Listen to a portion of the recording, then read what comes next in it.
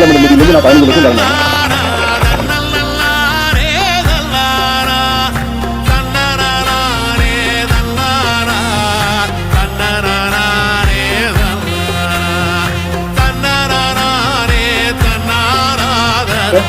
உடனே முதல்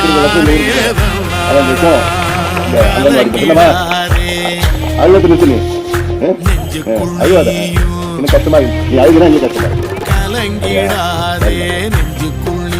என்ன பண்ண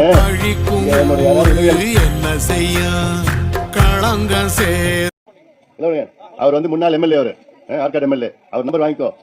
காலையில் ஒரு போனு சாயங்காலம் ஒரு போனு தொந்தரவு பண்ணி விட்டுரு. நான் நிதி கொடுத்து இங்க வர வரைக்கும் கட்டுற வரைக்கும் தொந்தரவு பண்ணிருந்தேன். என்னடா தெரியும்